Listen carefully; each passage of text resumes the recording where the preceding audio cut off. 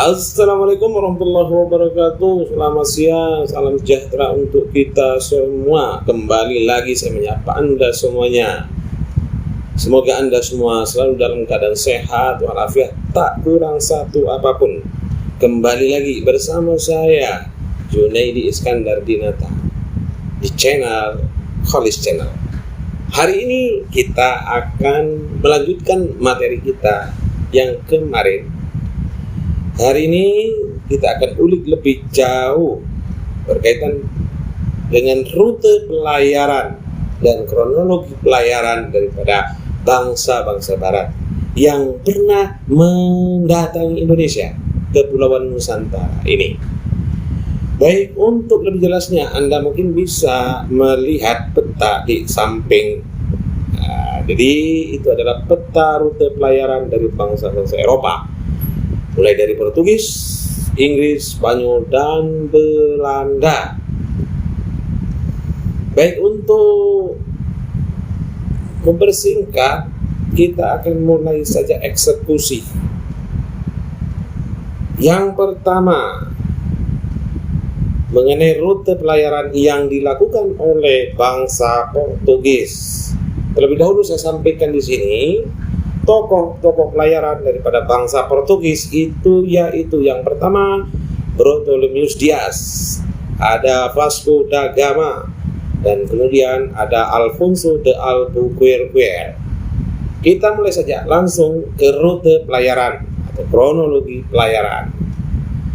Bartolomeu Dias orang pertama yang berlayar mencari jalur dengan tujuan Indonesia, berangkat dari Lisabon, Portugis sekitar tahun 1487.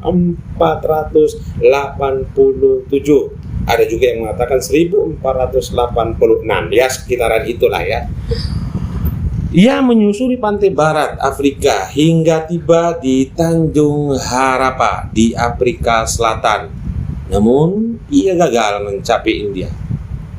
Selanjutnya diteruskan oleh Vasco da Gama tahun 1497, melanjutkan misi yang gagal yang sebelumnya dan berhasil sampai Tanjung Harapan dengan baik. Sesampainya di pelabuhan Melinda, Afrika Timur, Melinda itu Afrika Timur ya guys, ia bertemu dengan pedagang Arab dan India. Namun jalan ke Asia Tenggara dirahasiakan pemirsa oleh pedagang Arab di India.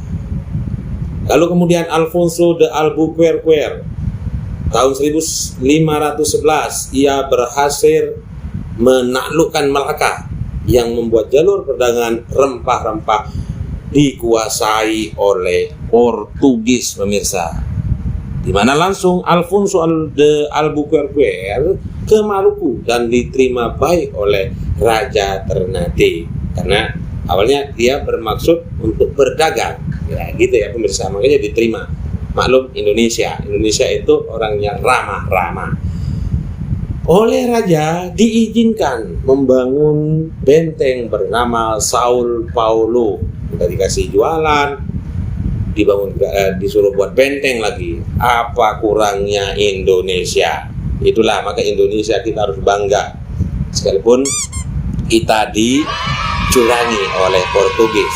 Diterima baik, tapi dia minta hati, dikasih hati, diminta jantung lagi. Nah itu pemirsa, kita harus belajar dari sana. Oke?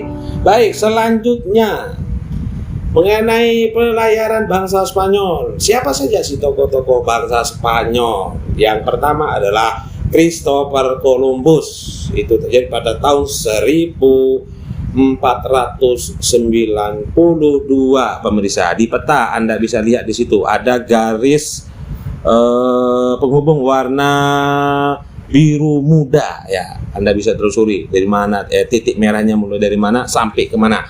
Kita akan jelaskan juga di sini. Ya, Christopher Columbus berlayar dari Spanyol ke arah barat tahun 1942 selama kurang lebih 2 bulan.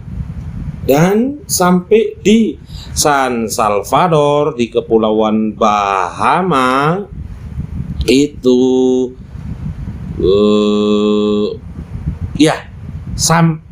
perjalanannya itu selama 2 bulan ya pemirsa, untuk diketahui, dan sampai di San Salvador di Kepulauan Bahama.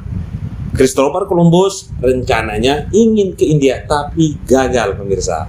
Jadi yang dijuluki pelaut ini juga pernah gagal ya untuk menembus India. Dia malah terdampar di Kepulauan Bahama, yaitu di Amerika pemirsa.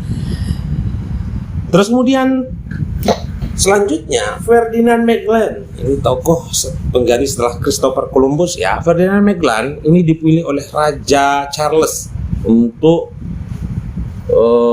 menuju Spice Island. Spice Island ini adalah nama keren ya, dari daerah kita di Indonesia ini, kepulauan kita ini ya, karena memiliki banyak sekali rempah ya. Itu ia berangkat tahun 1519 melalui Samudra Atlantik ya. Setelah melewati ujung Amerika Selatan, ia masuk ke Samudra Pasifik. Magellan sampai di Filipina tahun 1521.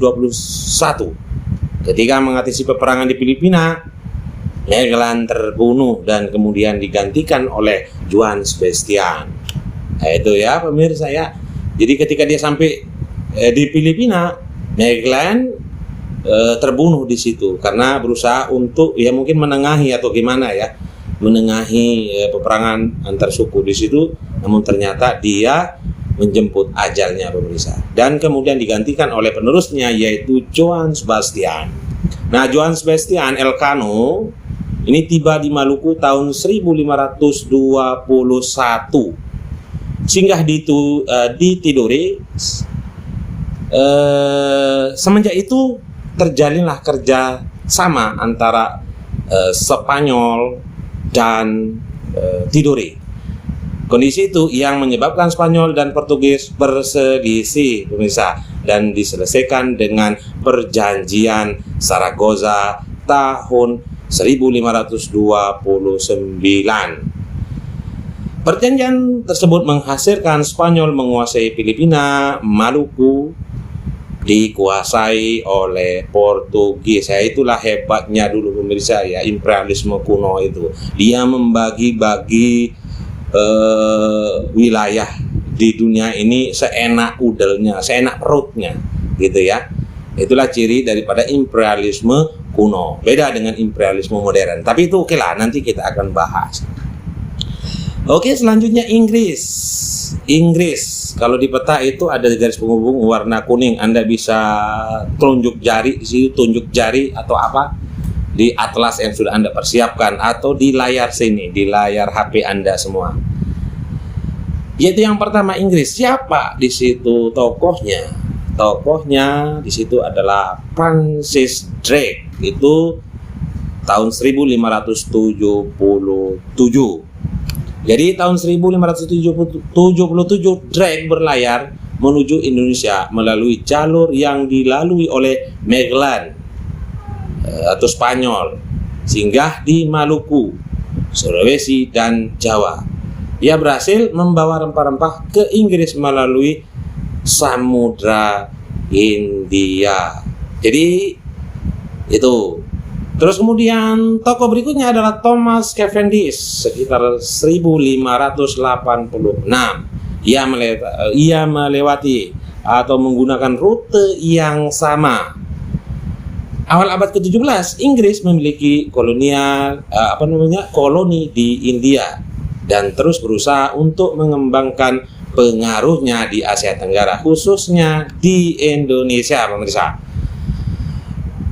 Kolonialisme Inggris di Indonesia dimulai tahun 1601 dan berhasil kembali ke Inggris dengan membawa lada, cengkeh, dan lain sebagainya. Nah, menurut catatan sejarah, Inggris telah berhasil mendirikan kantor EIC atau East India Company di Aceh, Makassar, dan Maluku. Tetapi tidak bisa menyaingi armada dagang Belanda. Ya mungkin Belanda terlalu kuat ya pada waktu itu ya, dengan segala armada perangnya kali begitu ya. Karena dulunya pedagang itu tidak hanya membawa komoditi-komoditi dagang, akan tetapi banyak yang dia bawa, banyak. Ada senjata, ada misi-misi yang lain, misionaris juga dibawa. Nah, pada tahun 1682 Belanda berhasil mengusir Inggris dan merebut perdagangan lada, wilayah perdagangan lada ya, gitu ya. Jadi Inggris kembali ke India dan berhasil membangun kota dagang di Madras, Kalkuta, dan di Bombay di India. Jadi pemirsa, Inggris di sini ternyata tidak mampu membendung persaingan-persaingan yang terjadi di Indonesia pada waktu itu, di mana Belanda juga dengan segala kekuatannya di situ di dalam bersaing berdagang ternyata mampu mengalahkan Inggris, dan akhirnya Inggris itu menepi ke India, yaitu tepatnya di di India gitu ya. Oke pemirsa, mohon maaf. Nah, berikutnya yang terakhir ini pemirsa, bagaimana rute pelayaran daripada bangsa Belanda? Siapa tokoh-tokohnya? Tokohnya yang pertama adalah Cornelis de Houtman tahun 1595 pemirsa. Nah, bagaimana pelayarannya? Cornelis de Houtman mencoba untuk menyusuri pantai barat Afrika, lalu sampai ke Tanjung Harapan. Selanjutnya mengarungi Samudra Hindia dan masuk ke Indonesia melalui Selat Sunda. Lalu tiba di Banten. Karena de Houtman bersikap kasar sehingga ia tidak diterima dengan baik oleh masyarakat dan kemudian balik ke Inggris. Dia disambut oleh negeri Belanda sebagai penemu jalan ke Indonesia. Jadi Cornelis de Houtman ini disebut oleh negeri Belanda sebagai penemu jalan menuju Indonesia. Karena Indonesia ini sendiri kalau bicara mengenai daya tariknya luar biasa ya, daya tariknya memiliki banyak sekali rempah-rempah yang memang rempah-rempah itu tidak ada di Eropa sana seperti materi sebelumnya. Nah, kemudian tokoh yang kedua adalah Jacob Cornelissen van den Eyck. Itu sekitar tahun 1598. Nah, ini sebenarnya adalah kelanjutan daripada apa yang pernah dilakukan oleh Cornelis de Houtman. Karena Cornelis de Houtman itu diusir, mendapatkan perlakuan yang tidak tidak diterima oleh masyarakat sekitar sehingga diusir. Nah, kemudian Belanda mengutus penerusnya yaitu Jacob Cornelissen. Ekspedisi ini sampai di Maluku dan berhasil membawa rempah-rempah dan memberikan keuntungan besar. Dan kemudian setelah itu banyak armada dagang datang ke Indonesia. Ya, banyak datang ke Indonesia. Kemudian disusul dengan dibentuknya VOC atau Vereniging Oost-Indische Compagnie atau Persekutuan Dagang Hindia Timur tahun 1602 pemirsa. Oke, gitu aja pemirsa. Tolong dipelajari, dibaca dengan seksama. Mohon maaf jika materi ini terlalu lama, tapi saya pikir ini adalah penting. Jadi bagi teman-teman dimanapun saja Anda berada, mungkin baru kali ini menemukan channel yang seperti ini. Jadi pada kesempatan ini boleh Anda melakukan subscribe, like, and comment. Berikan komentarmu sehingga Kholis channel bisa berkembang dan bisa semangat terus membuat materi-materi berikutnya. Terima kasih, saya akhiri. Assalamualaikum warahmatullahi wabarakatuh. Salam sejahtera and bye-bye.